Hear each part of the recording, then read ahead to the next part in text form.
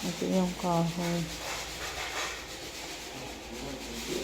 Yan. So, babaklasin uli nila daw yung mga bato. Tapos ikakat nila para maipasok dun yung kahoy. Ayan.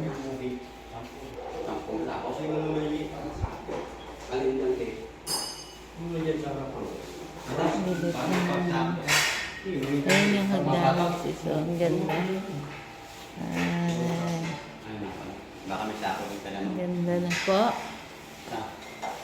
Wala kami sako, ma'am eh. Parang gusto Para nila saan po? sako yung mga maliit pang mga naiwan na bato. Oh. Sige po, maghanap po ako ng sako. Saka ano, kailangan ito? Camel grass ito? Camel grass? Camel. Kailangan ito sa varnish eh.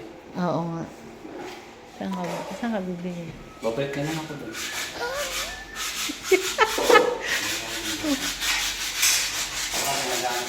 Pagbiyahe mo? Sige po.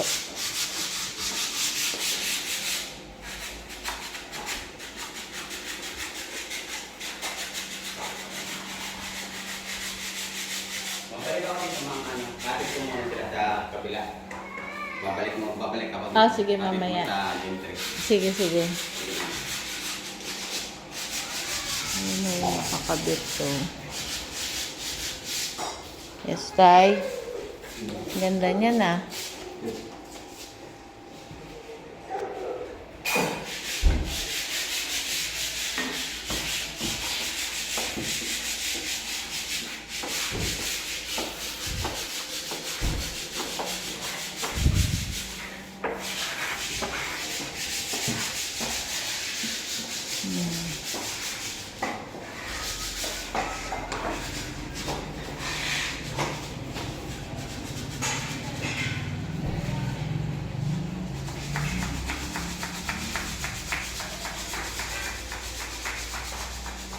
Tapos,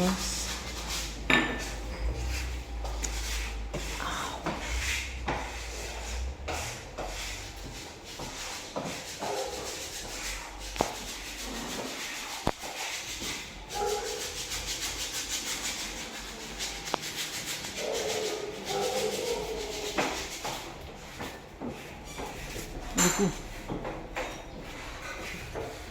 Ligo. And tell me now, how do I medyo mahirap yung paggawa dito sa tapos ang bigat daw no, ang bigat ng bakal kaya tatlo sila dyan gagawa para sa terrace.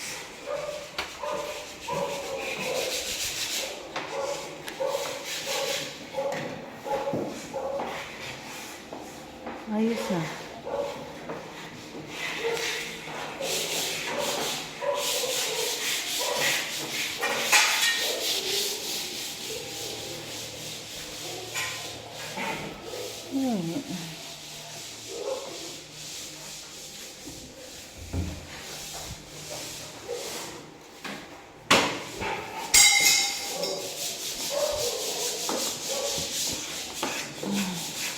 Tay, kain mo na kayo puto doon.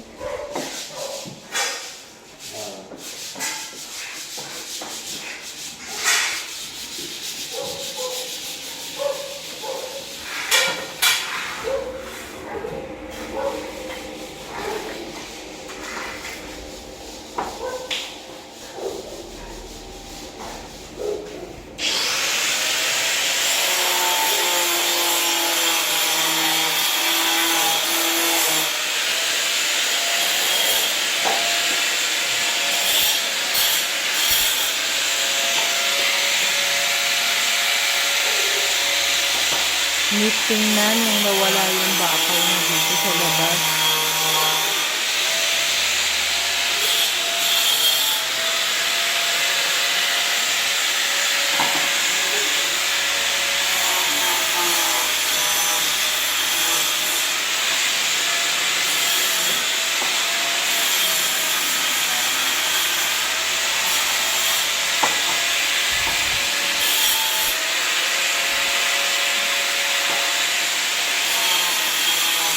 Tagal pala magputol nun.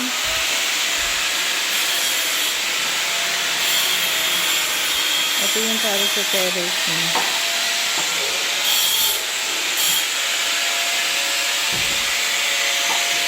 Ay, sorry po.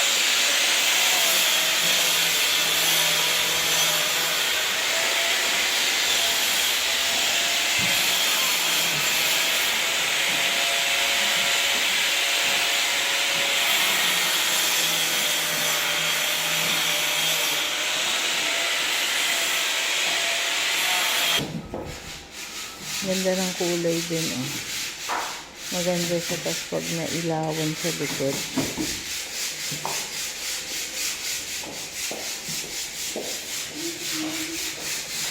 Yan. Ito sis, medyo matrabaho talaga to kasi huli na naman. Nahuli siya. So, magbabakbak uli ng mga bato, babakbakin yung bato, tapos saka ikakat, saka ididikit uli kasi parang hahatiin yung bato dito. Hindi naman sila pwedeng maghati, pwede mag-cut dito kaso nakapintura na, mas dadami daw yung trabaho kasi yung mahawa yata yung ano yan, yung pula nitong bato sa mga gamit. So, kailangan sa labas mag-cut. Kaya babakbakin, cut, then dikit uli para maipasok to sa loob.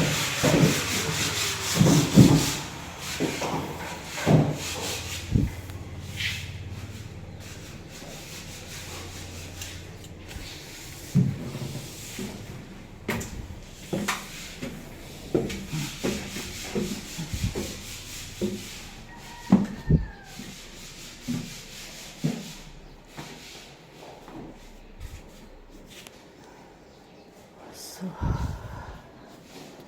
ayan na. Nalagyan na ng bato. Dito sa terrace. Ayan. Ganda. Ito yung mga ginawang pagkakapitan ng bakal. Ayan. Ganda rin yung gawa nila, matibay. Talagang nilubog din nila sa pader.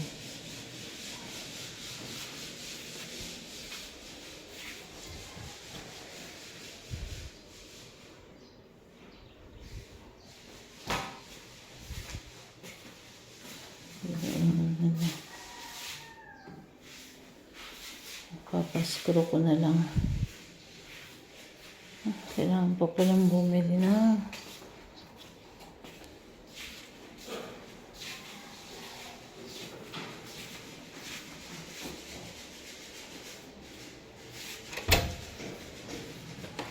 Okay.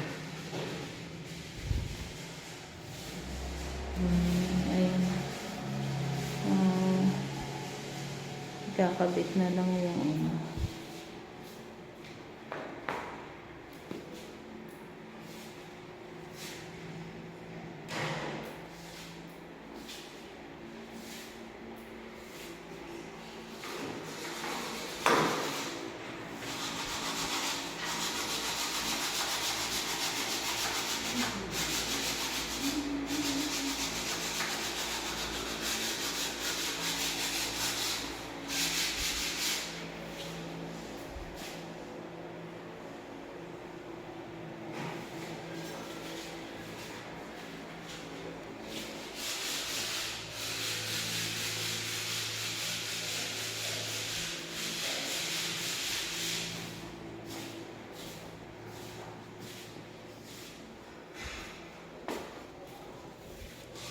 without you.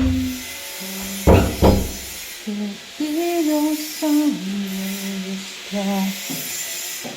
Anong kulay ng hagdanan mo, sis? Ito. White? White din ba yung tapakan? Ay ko.